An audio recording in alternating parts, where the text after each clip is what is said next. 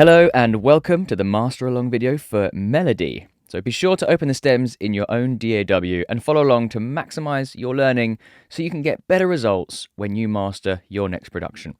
So to start off with, we've got these 5 stems, and I'm going to loop the loudest section, which is this final drop bit here, and we're going to slowly start introducing the processing to increase the overall sonic quality.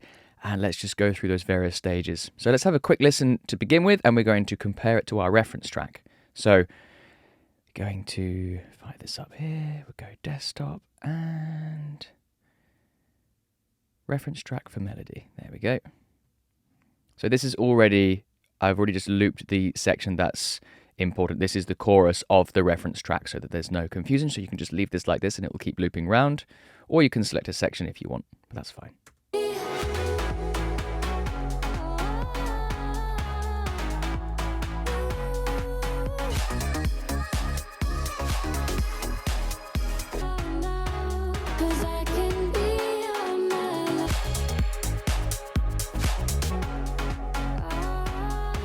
So here we're stem mastering, and there's a few things that I can hear straight away. The balance of the various elements of the mix here are just way off. So let's, for example, pay close attention to the vocals to see how they compare. Well, there's no vocals in this part of the mix. Here we go.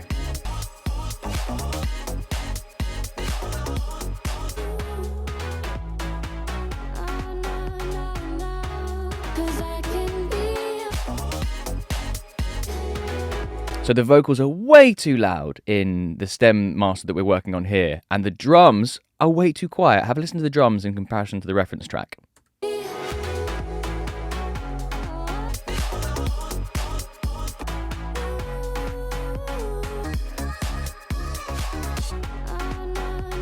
Almost non-existent. So that's the very first thing we want to be doing here, is taking things, making the simplest changes we can, which is the gain, and that's going to set us up to make some less significant changes later. If we can adjust the gain so that the balance is much more pleasing, then we won't have to do such large EQ changes. It's just a good way to process things. We do things on the stem level first. We'll fix the stems as much as we can. Then we'll move on to the actual mastering chain itself. And this will be a really good way to do things in the correct order. So first of all, let's get a gain plugin across all of these so that we can start making some easy adjustments. I quite like to keep the faders at 0. It's a personal thing. I like to be able to potentially automate them later on. So let's start by, we're going to keep the reference track open and we're going to adjust things one by one. So the vocals need to come down, we know that, and the drums need to come up. Those are the two most significant things to address first. So let's start with that. So vocals.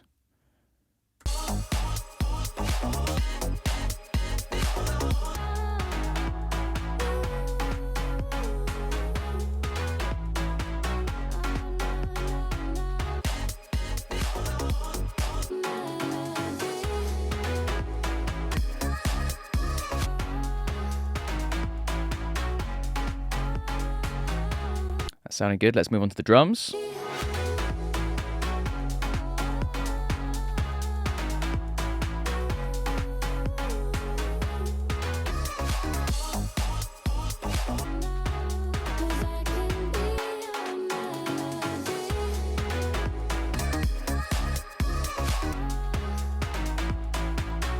Bass can come down a bit here.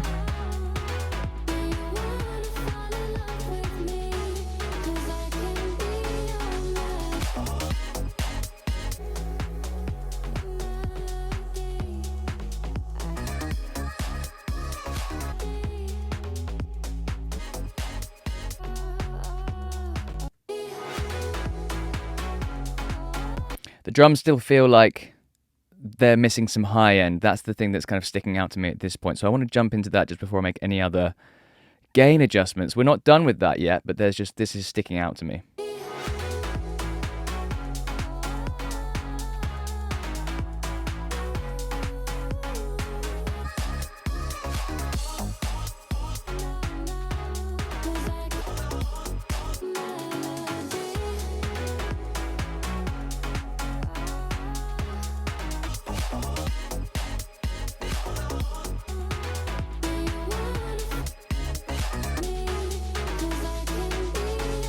already sounding much better. And again, the vocals sounds like it can do with a little bit of a high boost as well.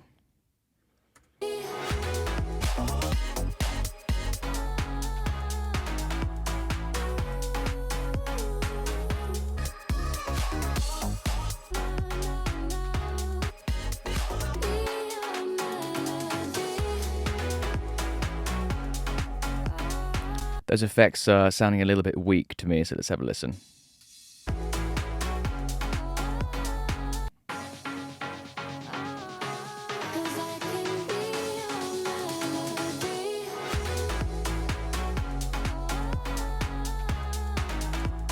How's that?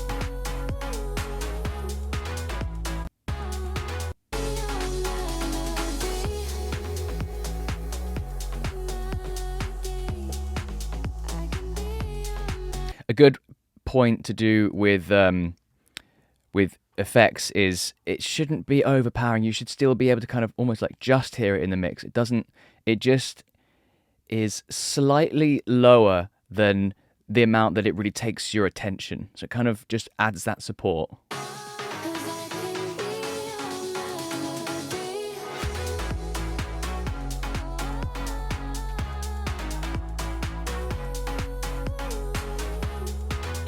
So one thing that is absolutely critical here that I sometimes forget to do, which I'm going to do it right now, is I need to create a version of the mix before there's any processing whatsoever. This is super important. This is the only way that I can check to make sure that I'm making really good positive progress. So I'll take off all of the plugins, keep it as it is. I'm going to bounce this out. I'm going to go mix.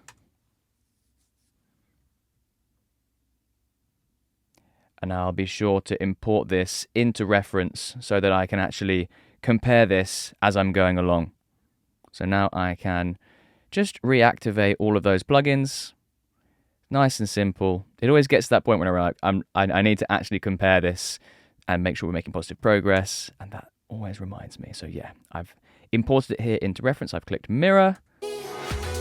So I can now already see the differences that I've made with those gain and the EQ as well. Let's see.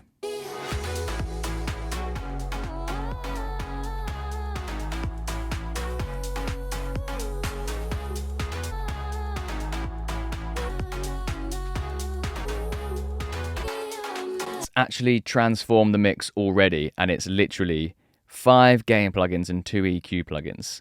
See, that's sometimes all it takes. If the song is good, the production is good, it sometimes just needs a little bit of gain adjustments, a little bit of EQ here and there, subtle moves, and with the right reference track, and you can make incredible positive progress in just a few very straightforward moves. And that's what we want. We want to be able to move quickly and have the biggest impact with the fewest number of moves to keep us very efficient.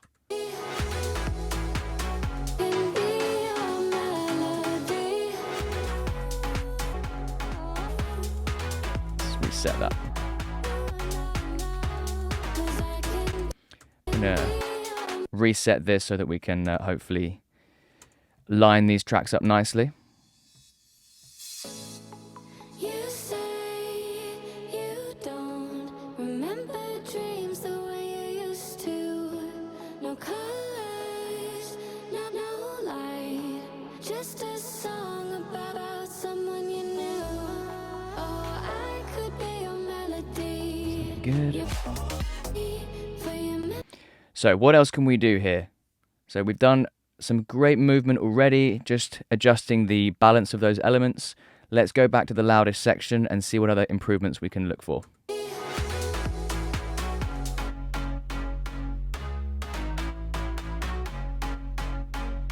This is quite a rich sounding bass.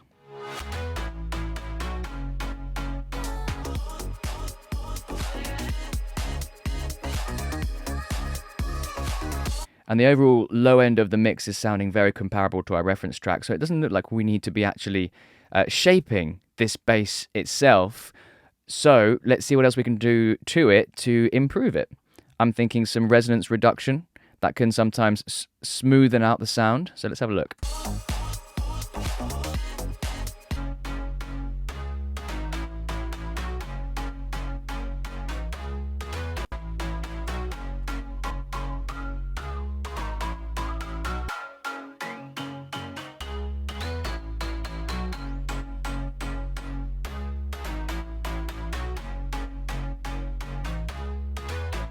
Let's see.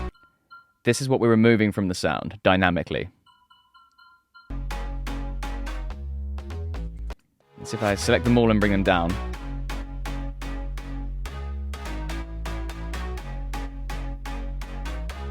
I hear one more in there.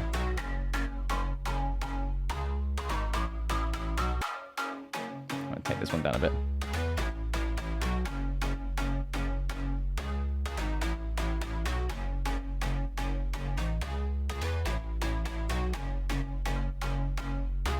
That's without.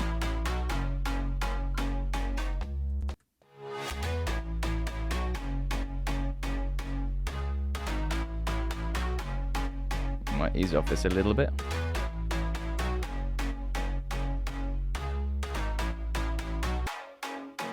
It's okay to leave some of those resonances in there. It just gives it that kind of tonal quality. It's a little bit out there and edgy. So I think this is sounding nice. It just takes a little bit of that kind of, takes a little bit of the grit out there.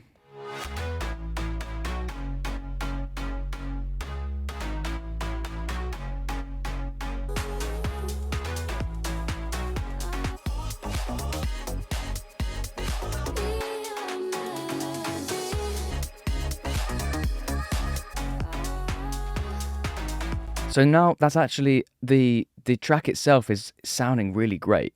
The stems are in good condition, so there's not necessarily anything more that we really want to be doing here. So at this point, when I'm happy with the individual stems, now we can move into the mastering chain, and more things might come to light a little bit later on, and we might backtrack again into the stems. So let's start with the overall loudness. So I'm going to open limiter.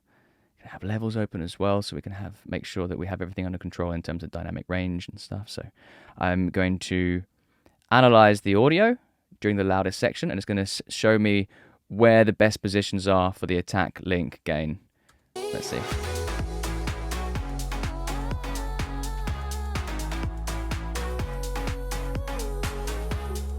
Okay, so it's going to get a little bit louder here, so let's see. Okay, I'm going to do this slowly so it doesn't shock you.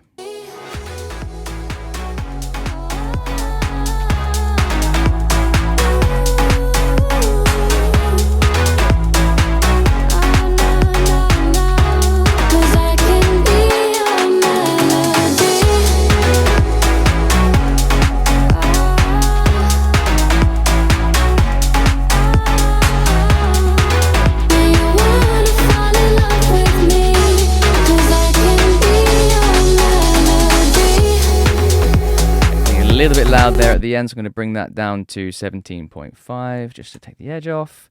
So that should be fine. Let's have a look at the dynamic range. That's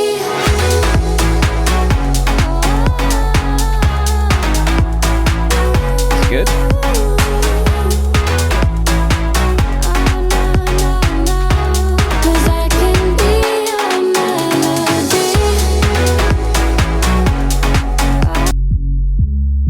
The low end is nice, and it's actually a little bit wider. That bass is a little bit wide. It's not bad. It's not introducing phase issues.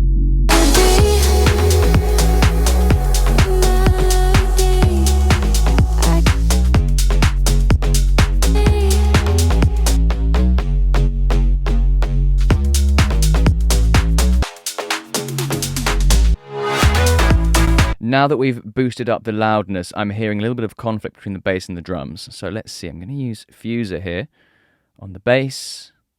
I'm going to side chain the drums. Let's see.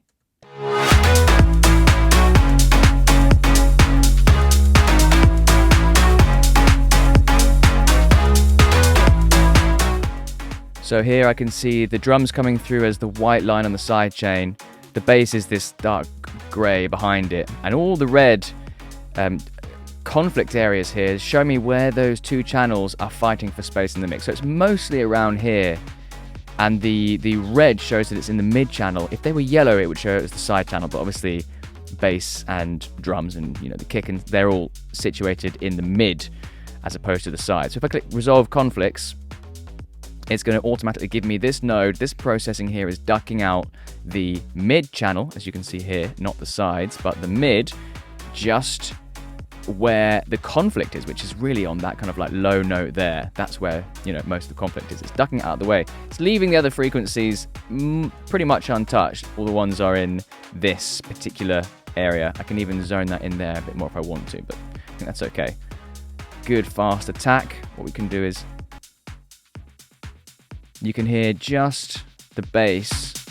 So I've clicked delta here, showing us exactly the bass that's being removed. It's nice and fast. It's just being triggered by the kick. Perfect.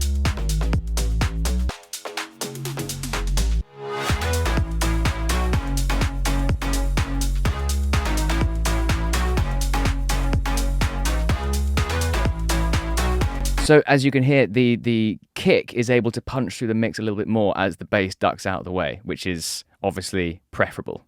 That's great. Bring it back up to good loudness.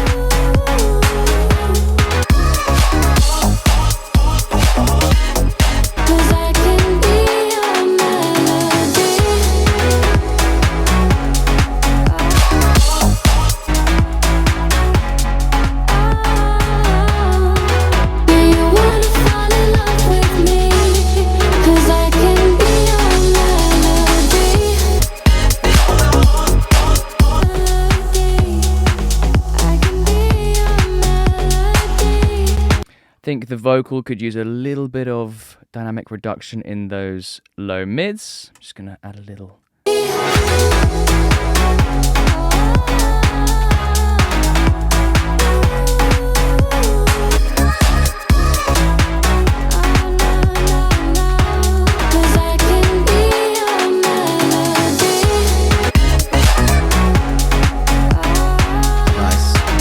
So let's look at the stereo field now. So we saw that the low end was kind of a little bit wide when we're looking in levels.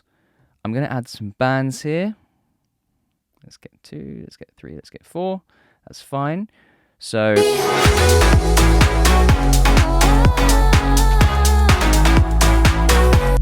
let's see, do we want to make that nice and mono? Perhaps up to 150. Do we prefer that or not? Let's see.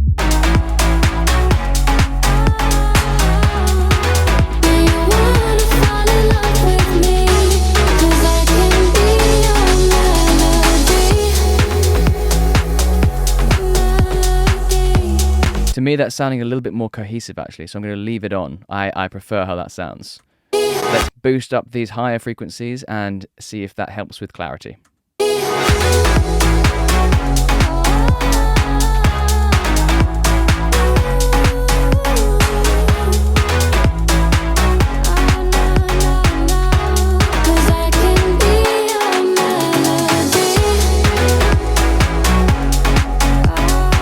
We can really hear that bass line coming to life now. It's this one.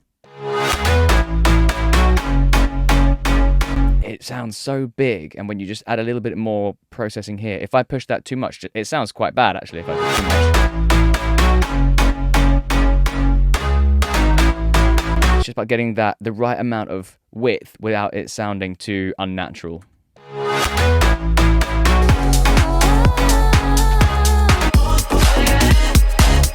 Going to open the stereo width display in reference here so we can compare it to the reference track.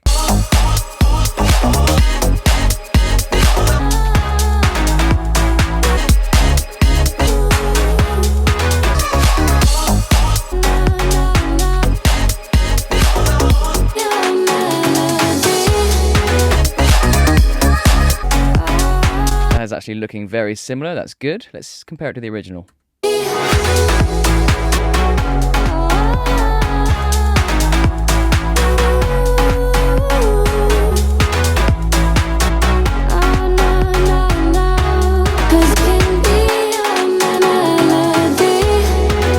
Okay, we definitely made some improvements there. So I'm going to go back to the level line because that's more helpful as we move on to the EQ section.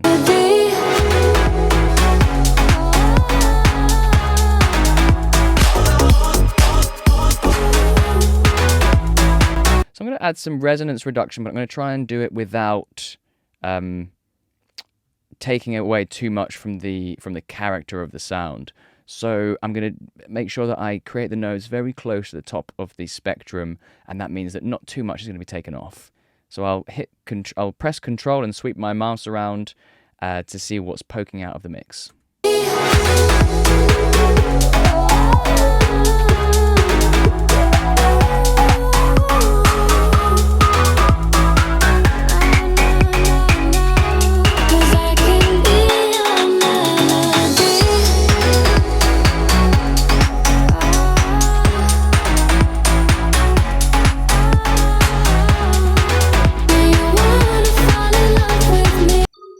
So this is what we're taking out of the mix. Very subtle. This one's probably doing the most heavy lifting. But it's just such a small amount being taken off. Let's see.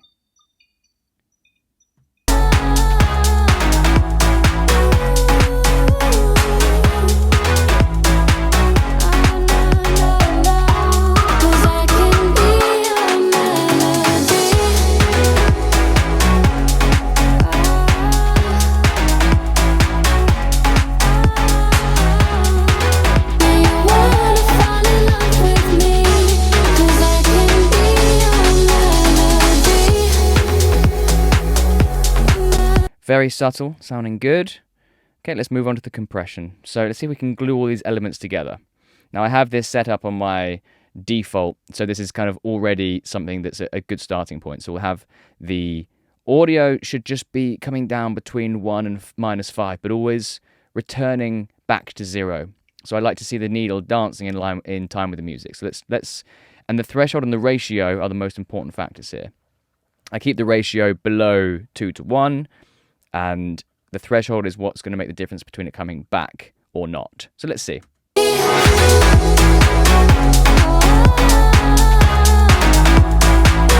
So right now it's not even kicking in, so we need to bring the threshold down.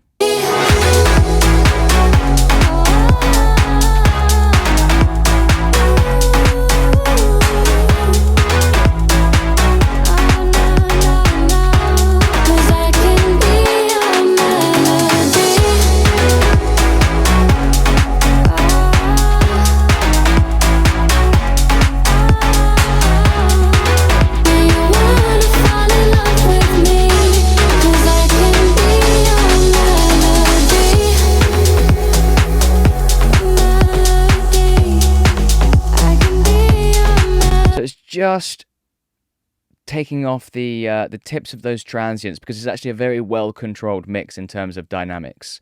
So nothing's really poking through the mix. The drums these are all nice and actually balanced out very well. So there's not a lot of movement going on here. So this kind of just glues everything together.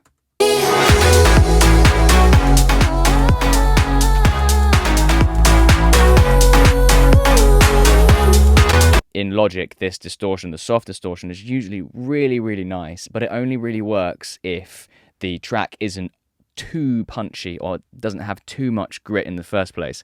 This track might just be a little bit too gritty for this one to be working.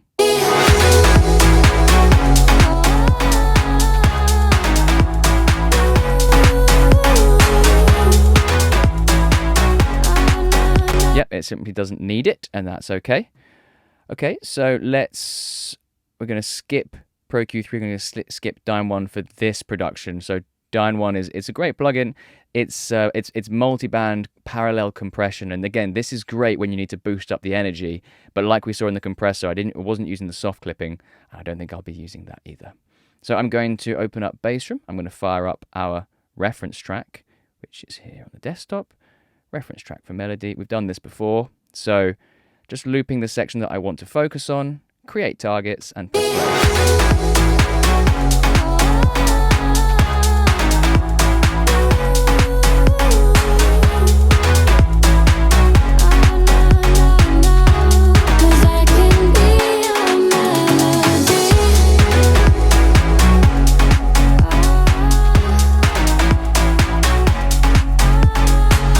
Telling me to add quite a lot of low end here. Let's have a look.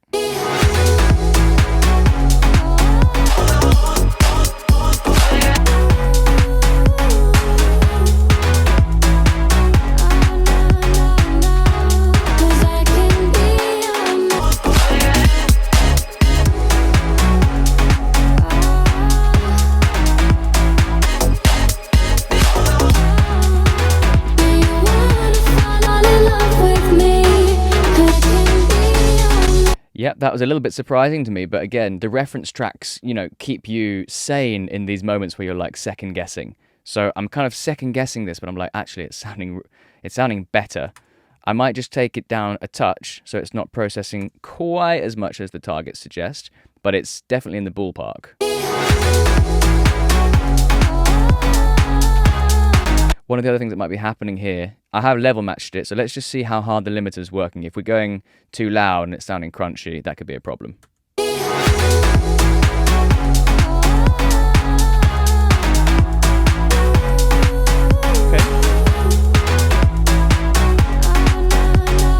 Still in a good place there. Let's do the same thing with mix room. So I'm going to fire up that reference track and see how it sits. See what it says to do with the mid and high frequencies. So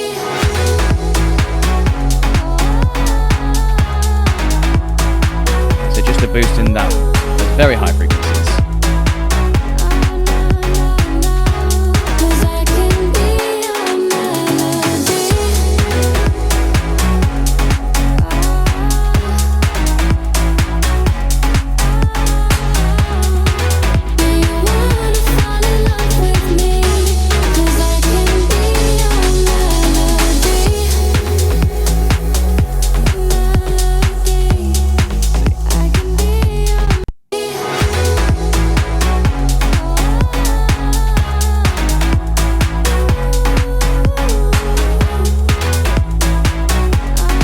That's really brought it to life, actually.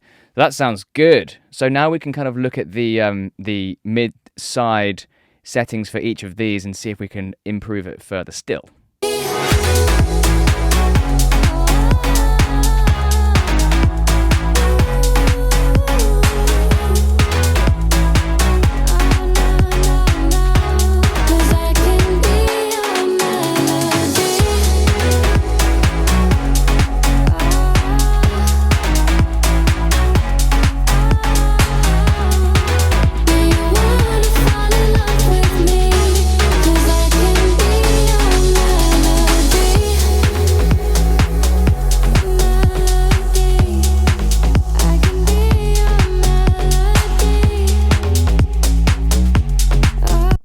Yeah, that's sounding great. So let's have a listen to the mix before any processing and make sure that we're absolutely still heading in the right direction.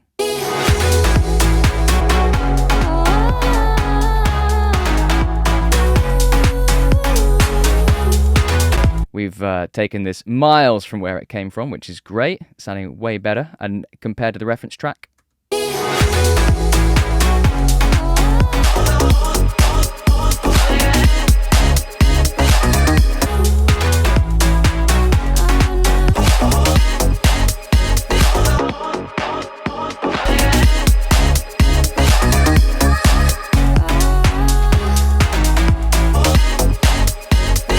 So yeah, we're within plus minus 1 decibel here. So it's sounding very, very comparable, and we're looking very good.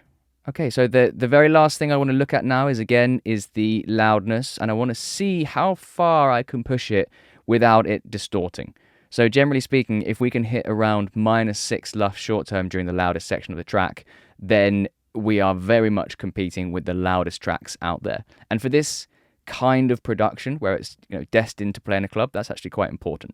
So because the DJs will play it back to back, they've often maxed out their mixers, and we just need to give them something that sounds excellent at a loud volume. So let's see.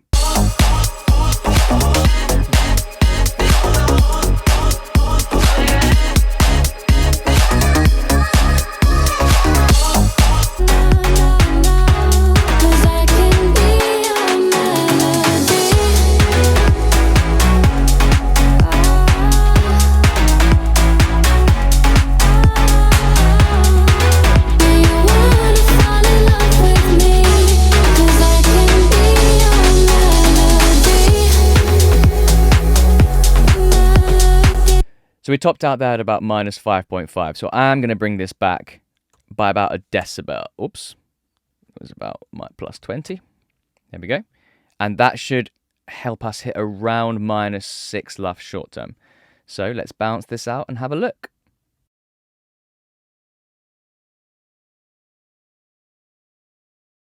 and expose. Got the master. So, just one off. So, minus 5.9 short term. So I could bring down the loudness of the limiter a touch if I wanted to, but being within 0.1 decibels is okay. And then regarding the reference track, so let's see how close. There we go, reference track. So we've got a little bit more low end than the reference track. So I might actually consider looking at bass room and just lowering this down to 2 and lowering that one down to 1 and maybe putting that one at minus 1.5. So just taking the edge off a little bit. So whilst I'm here, I might as well. I'm going to put that down to 19.5, a little bit more wiggle room. So let's bounce this out again and have another look.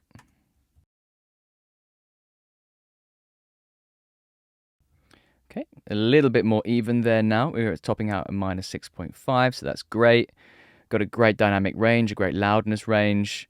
So I'm very happy with this. Just a little bit more low end, but that's okay. We're still within plus minus 3 decibels of the reference track, so nothing to worry about there. So this is looking good, and this is sounding much, much better. So if we compare it to the original, to the mix, let's see what the...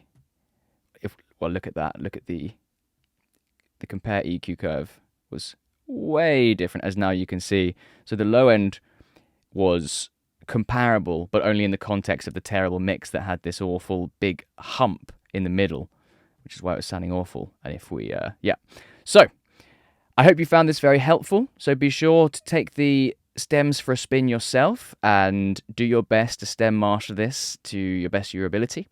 And hopefully you found this whole process very helpful. Keep pushing, keep improving, and thanks again for watching.